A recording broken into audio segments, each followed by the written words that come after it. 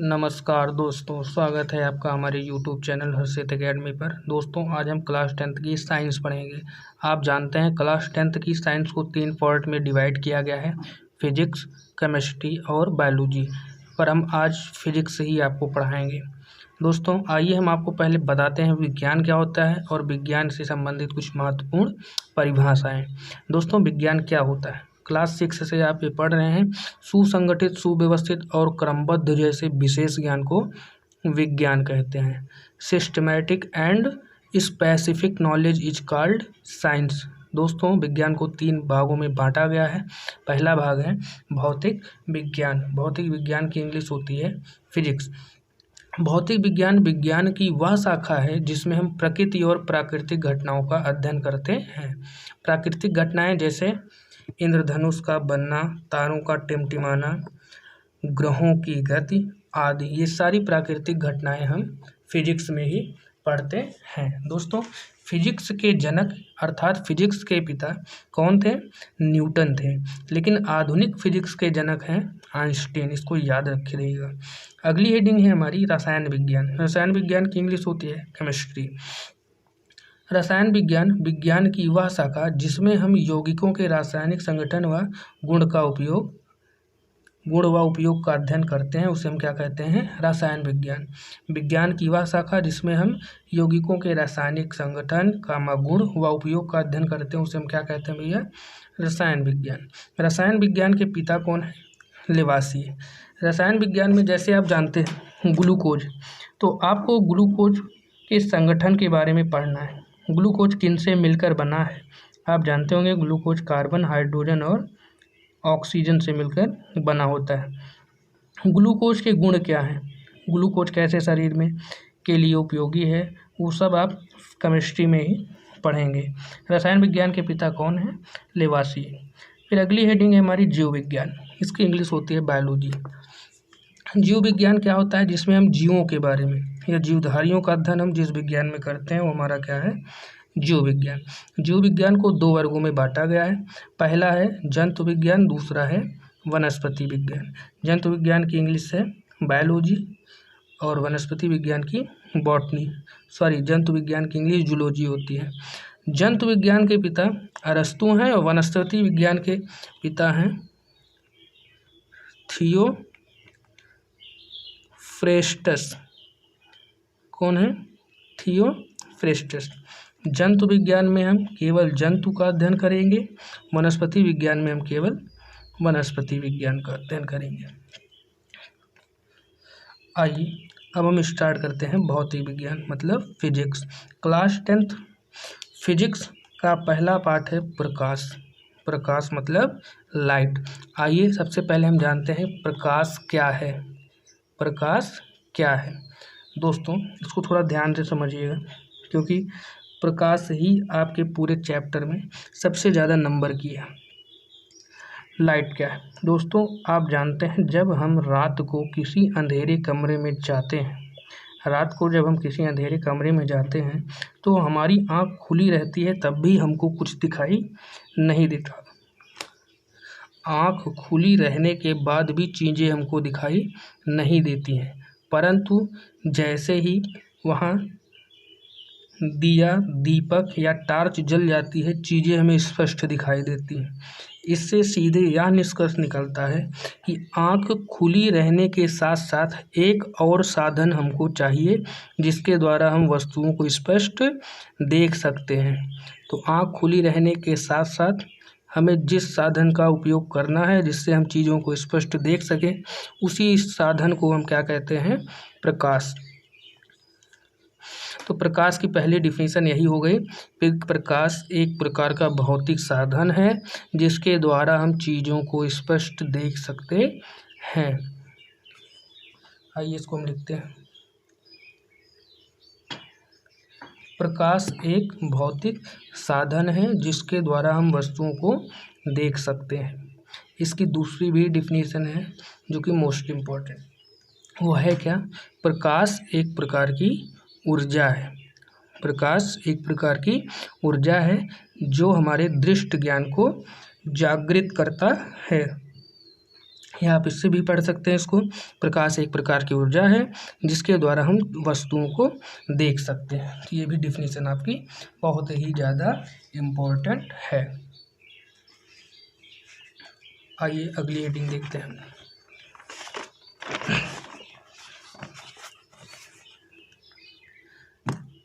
आपकी अगली हेडिंग है प्रदीप्त वस्तुएं।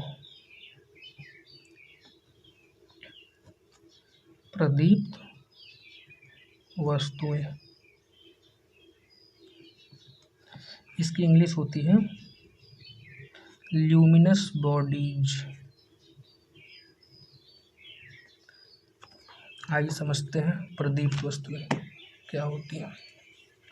ध्यान रखिएगा, जो स्वयं के प्रकाश से प्रकाशित होती हैं या फिर जिनका खुद का प्रकाश होता है, वो किसी से और प्रकाश लेते नहीं, या जो खुद ही प्रकाश उत्पन्न करते हैं, उन्हें हम क्या कहते हैं? प्रदीप्त वस्तुएं। वस्तुएं जो स्वतः ही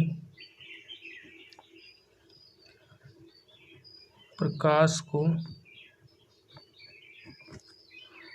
उत्पन्न करते हैं,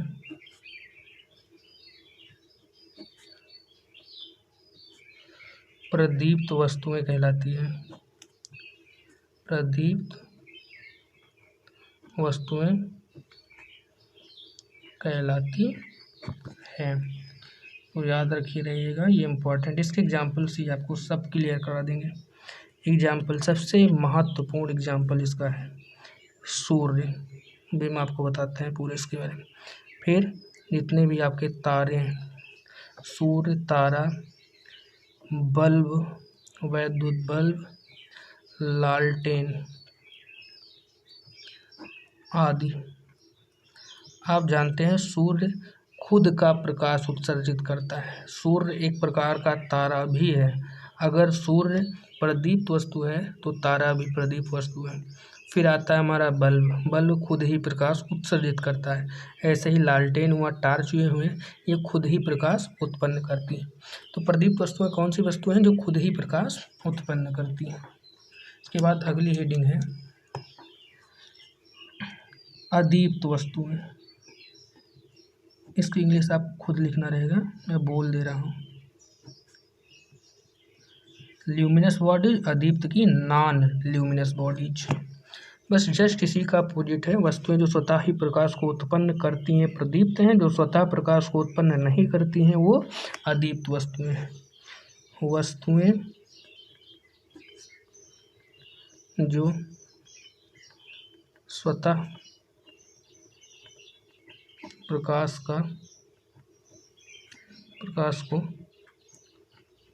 उत्पन्न नहीं करती हैं,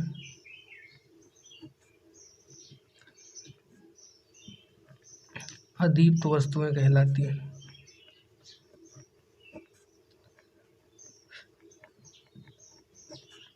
क्या कहलाती हैं भैया?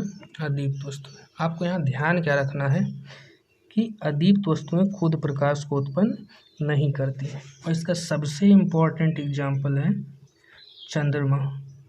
चंद्रमा वैसे भी बहुत ही इम्पोर्टेंट रोल प्ले करता है फिजिक्स में। आगे की क्लास में आप चंद्रमा के बारे में पढ़ेंगे। पहली बात तो चंद्रमा पृथ्वी का एकमात्र उपग्रह है। आइए चंद्रमा कैसे रात को चमकता है इसके बारे में हम जानते हैं। चंद्रमा दिन भर सूर्य का प्रकाश ग्रहण करता है। दिन भर ये सूर्य से प्रकाश लेता है और सूर्य के अस्त हो जाने के बाद जो प्रकाश ये सूर्य से लिया है वही प्रकाश रात को उत्सर्जित करता है। तो ये खुद का प्रकाश इसका नहीं है, ये सूर्य के प्रकाश को उत्सर्जित करता है। ये चंद्रमा हो गया आपका। उसके बाद हुआ लकड़ियाँ। लकड़ियाँ खुद प्रकाश उत्सर्जित नहीं करती आदि। ऐसे चमड़े भी हैं, बहुत सारे एग्जाम्पल। लेकिन एक चीज़ ये ध्यान रखिएगा कि जैसे लकड़ियाँ हैं, प्रदीप्त वस्तुओं पड़ने पर ये चमकने लगती हैं। प्रदीप्त वस्तुओं से प्रकाश उत्पन्न कर सकते हैं। जैसे अगर हम लकड़ियों पर टार्च जलाएं तो ये चमकने लगती है। जिसका एक इम्पॉर्टेंट फैक्ट नोट कर लीजिएगा। यह प्रदीप्त वस्तुओं के या प्रदीप्त वस्तुओं के प्रकाश से प्रकाशित होता है।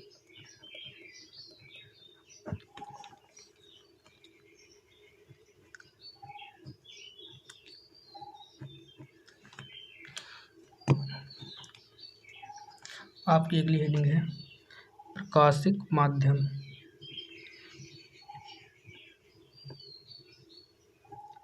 प्रकाशिक माध्यम इंग्लिश होती है इसकी ऑप्टिकल मीडियम। आइए हम जानते हैं प्रकाशिक माध्यम क्या होता है। प्रकाशिक माध्यम क्या होता है? प्रकाश एक स्थान से दूसरे स्थान से जिस वस्तु की सहायता से जाता है उसी वस्तु को हम क्या कहते हैं? प्रकाशिक माध्यम। जैसे हमें एक जगह से दूसरी जगह जाना है तो हमारे पास कई सारे रास्ते हैं, चाहे हम रेलवे द्वारा यातायात करें या फिर बस से जाएं या फिर पैदल जाएं या फिर वायुयान से जाएं। तो अगर हम बस से जा रहे हैं तो हमारा कौन सा माध्यम हो जाएगा? वो बस माध्यम हो जाएगा। तो रेल से जा रहे हैं तो रेल मेरा माध्यम हो जाएगा। ऐसे ही प्रकाश को एक स्थान से दूसरे स्थान तक जिस वस्तु की सहायता से जाना है उसी वस्तु को हम क्या कहते हैं? प्रकाशिक माध्यम। आइए लिखते हैं भैया प्रकाश। दोस्तों नोट्स ज़रूर बना लीजिएगा क्योंकि नोट्स से ही बहुत इम्पोर्टेंट रोल प्ले करता है एग्जाम में। प्रकाश जिन वस्तुओं से होकर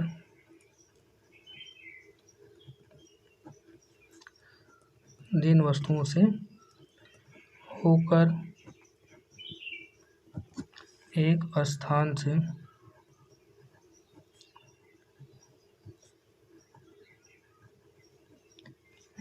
से दूसरे स्थान पर गति करता है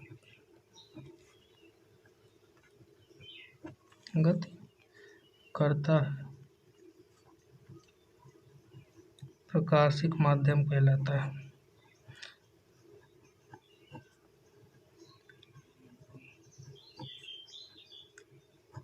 क्या कहलाता है? प्रकाशिक माध्यम। मतलब एक स्थान से दूसरे स्थान तक प्रकाश जिस वस्तु की सहायता से होकर जाता है उसे हम क्या कहते हैं? प्रकाशिक माध्यम। ध्यान रखिएगा 3 प्रकार का होता है और तीनों ही मोस्ट इम्पॉर्टेंट है। प्रकाशिक माध्यम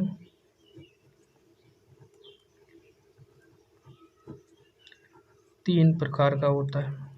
कितने प्रकार का होता है भैया? 3 प्रकार का होता है। इसमें पहली हेडिंग है आपकी पारदर्शक माध्यम। इंग्लिश क्या होती है इसकी? Transparent medium. थोड़ा समझिएगा ट्रांसपेरेंट मीडियम क्या होता है। मान लीजिए ये एक माध्यम है, प्रकाश इधर से मैंने इस प्रकाश को भेजा है। अगर प्रकाश को मैंने यहाँ से भेजा है, प्रकाश पूरा इस साइड निकल जा रहा है तो यह माध्यम हमारा क्या होगा? प्रकाशिक माध्यम। मतलब इधर से मैं 100% प्रकाश को भेज रहा हूँ और लगभग 100% प्रकाश इस साइड से निकल जा रहा है, तो इस प्रकार के माध्यम को क्या कहते हैं? प्रकाशिक माध्यम। कौन सा माध्यम है? पारदर्शक माध्यम। तो पारदर्शक माध्यम में से होकर प्रकाश का लगभग संपूर्ण भाग एक तरफ से दूसरी तरफ चला जाता है। प्रकाश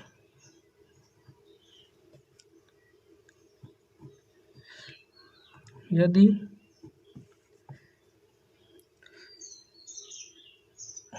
डिफिनेशन इसकी बनाते हैं, ऐसे लिखिएगा इसको। यदि प्रकाश का लगभग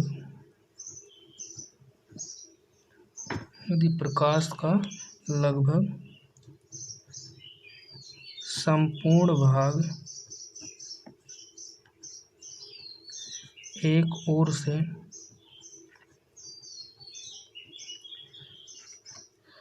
दूसरे यदि प्रकाश का लगभग संपूर्ण भाग एक ओर से दूसरी ओर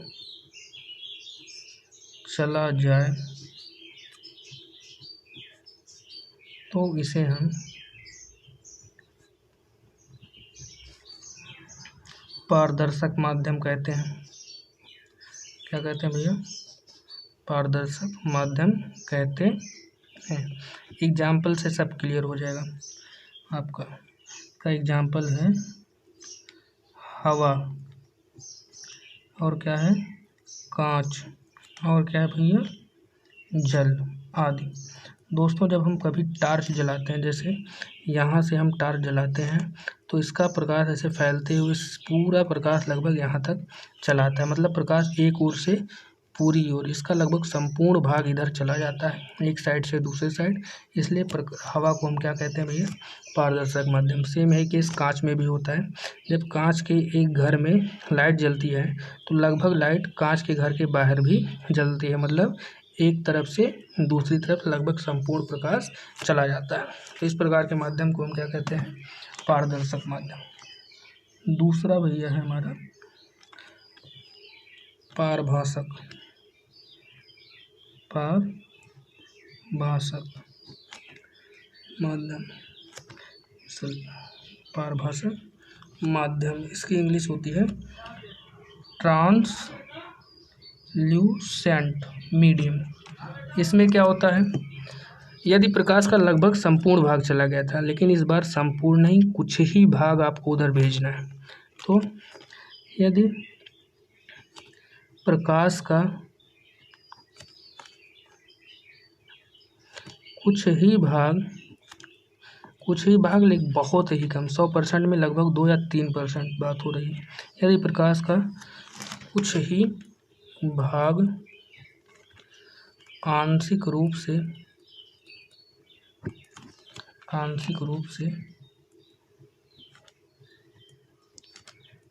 एक ओर से दूसरी ओर जाए तो इस प्रकार के माध्यम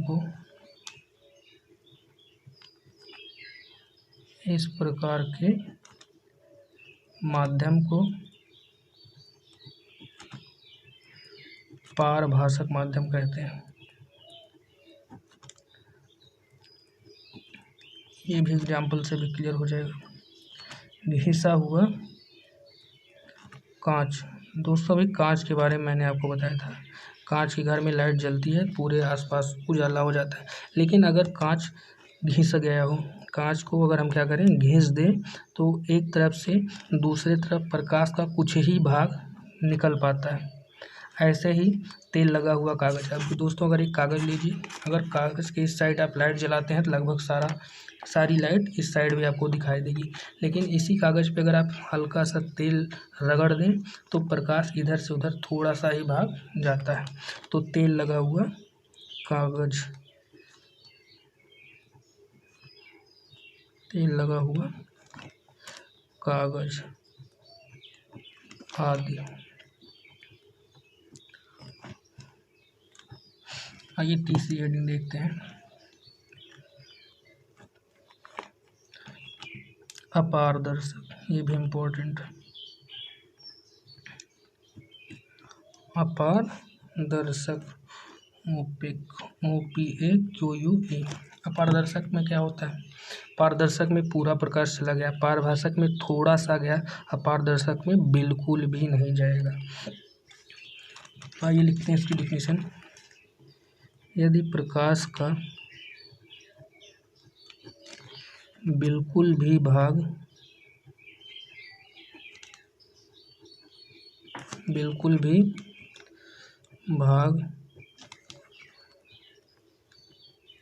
एक ओर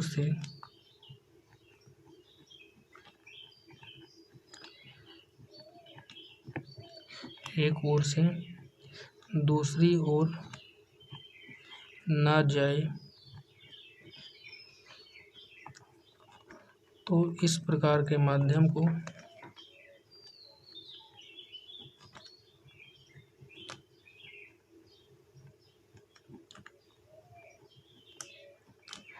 अपारदर्शक माध्यम कहते हैं। एग्जाम्पल के थ्रू ये भी आपका क्लियर हो जाएगा। बिल्कुल प्रकाश एक साइड से दूसरी साइड नहीं जाना चाहिए, पारदर्शक माध्यम कहते हैं। जैसे लकड़ी ले लीजिए, लकड़ी की मेज है, लकड़ी की मेज के ऊपर जब आप लाइट को जलाएंगे तो लकड़ी के नीचे लाइट बिल्कुल भी नहीं जाएगी। ऐसे ही एक दीवार की इस साइड अगर आप लाइट जलाते हैं, दीवार की उस साइड लाइट बिल्कुल भी नहीं जा सकती है। इसका एग्जाम्पल हुआ लकड़ी,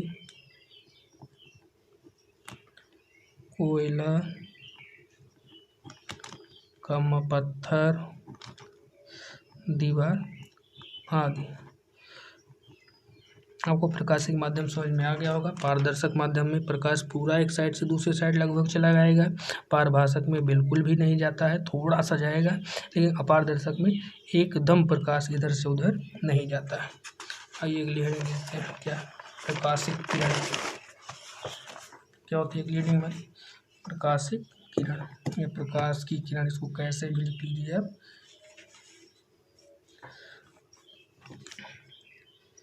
प्रकाशिक किरण। ये इम्पोर्टेंट है, ये भी, इसके टाइप बहुत important. Ray of light, ray of light. देखिए प्रकाश हमेशा सीधे मार्ग से गति करती है, बस सीधे मार्ग को हम क्या कहते हैं? प्रकाश किरण। जैसे हम यहाँ से लाइट जलाते हैं तो लाइट ऐसे गति करती है, तो प्रकाश जिस सीधे मार्ग से गति करती है इसी मार्ग को हम क्या कहते हैं? प्रकाशिक किरण। और लिखते हैं इसको, प्रकाश इसी माध्यम से, इसी माध्यम में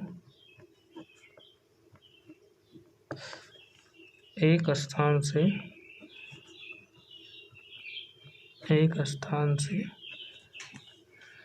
दूसरे स्थान तक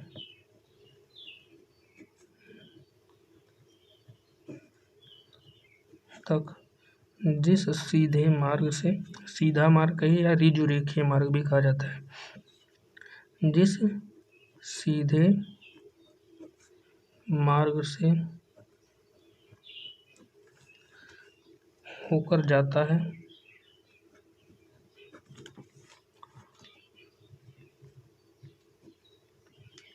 उसे हम प्रकाशिक किरण कहते हैं।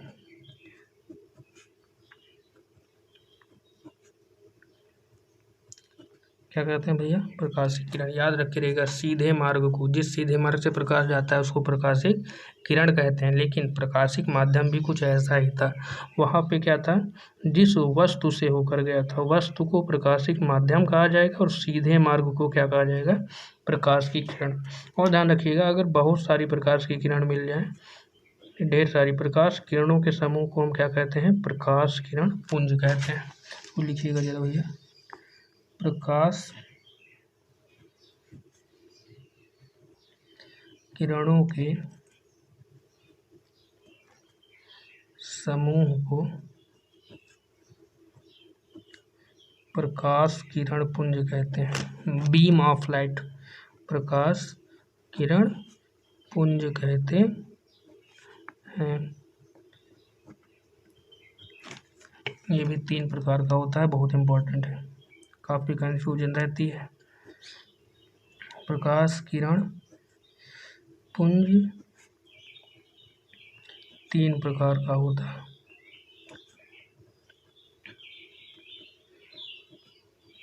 दोस्तों हम क्लास 10 की मैथ की भी क्लासेज आपको देंगे, बस थोड़ा टाइम लगेगा हमको। प्रकाश किरण पुंज 3 प्रकार का होता है। पहला होता है अभिसारी प्रकाश किरण पुंज, अभिसारी प्रकाश किरण पुंज। दूसरा है आपका अपसारी, वो भी समझाता हूँ, अपसारी कन्वर्जेंट कहते हैं इसको, सारी प्रकाश किरण पुंज। और थर्ड है आपका क्या? समांतर प्रकाश किरण पुंज, समांतर प्रकाश किरण पुंज। प्रकाश किरण पुंज की इंग्लिश मैंने आपको बता दी है क्या होता है भैया? Beam of light. अब अभिसारी की इंग्लिश होती है कन्वर्जेंट। इंग्लिश जरूर याद रखिएगा क्योंकि बहुत इंपॉर्टेंट है आगे की क्लासेस के लिए। अपसारी का होता है डाइवर्जेंट। और समांतर इंग्लिश आप 9th में मैथ में मैंने आपको पढ़ाया था पैरेलल। आइए डायग्राम के मेथड से आप समझाते हैं। अभिसारी, मान लीजिए चोर खड़ा है और यहाँ पुलिस खड़ी है, तो कई पुलिस एक चोर को शूट कर रहे हैं, मतलब बंदूक चलाते हैं उस पर, तो ये होता है आपका अभिसारी। याद करने का तरीका बता रहा हूँ, डिफिनीशन इसकी अलग है। उसी के जस्ट अपोजिट लीजिएगा। मान लीजिए यहाँ एक चोर खड़ा है और यहाँ कई पुलिस वाले, अगर चोर इन सब पर गोली चलाएगा तो ये आपका क्या होगा, अपसारी। समांतर तो नाम से स्पष्ट है कि ये क्या होगा, समांतर। आपको देखने से ही स्पष्ट लग रहा हो कि कई सारी प्रकाश किरणें एक ही बिंदु पर जा रही हैं। कई सारी प्रकाश की किरणें यदि एक ही बिंदु पर मिलती है तो उसे हम अभिसारी प्रकाश किरण पुंज कहते हैं। और कई सारी प्रकाश की किरणें एक ही बिंदु से निकल रही हो तो उसे हम क्या कहते हैं, अपसारी प्रकाश किरण पुंज। और प्रकाश किरणें एक दूसरे के समांतर हो तो उसे हम क्या कहते हैं, समांतर प्रकाश किरण पुंज। समांतर रेखाएं किन्हें कहते हैं, ऐसी रेखाएं जिनके बीच की दूरी क्या हो, समान हो, या फिर उनको आगे बढ़ाने पर वो कभी काटे ना। चलिए इसकी डिफिनेशन लिखते हैं। यदि प्रकाश किरणों के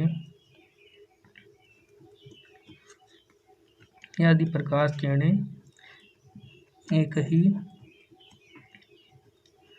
बिंदु पर मिल रही हों, यदि प्रकाश की किरणें एक ही बिंदु पर मिल रही हों तो इसे हम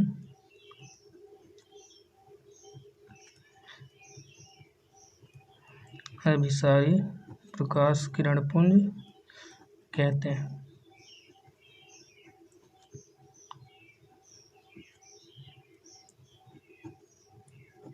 देखिए एक ही बिंदु पर कई सारी प्रकाश किरणें जाके मिल रही हैं। इसी के अपोजिट में आएगा अपसारी। यदि कई प्रकाश की किरणें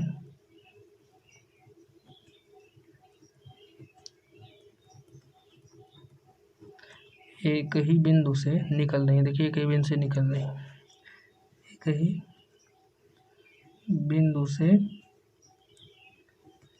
निकल रही हूँ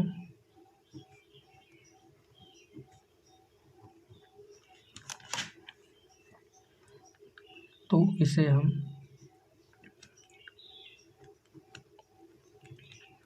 अपसारी प्रकाश किरण पुंज कहते हैं। समांतर में दोस्तों क्या होता है, यदि प्रकाश की कई किरणें एक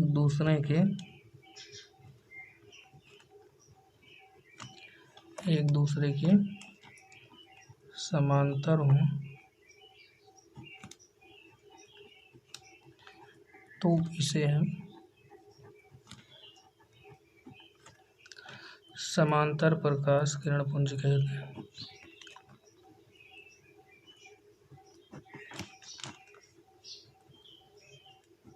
पुंज कहते हैं। आपको समझ में आ गया होगा। दोस्तों एक चीज़ याद रखिएगा, क्लास 10th की फिजिक्स की पहली इकाई आपकी क्या है भैया, प्रकाश है। क्या है, प्रकाश, इकाई 1। और अध्याय का नाम क्या है इसका, प्रकाश का परावर्तन। बहुत ही इम्पोर्टेंट टॉपिक है परावर्तन। दोस्तों इस वीडियो के अगले पार्ट में हम प्रकाश के परावर्तन के बारे में ही पढ़ेंगे। धन्यवाद दोस्तों। अगर आपको चैनल सब्सक्राइब करना है तो सब्सक्राइब बटन को आप ज़रूर दबाएं। धन्यवाद।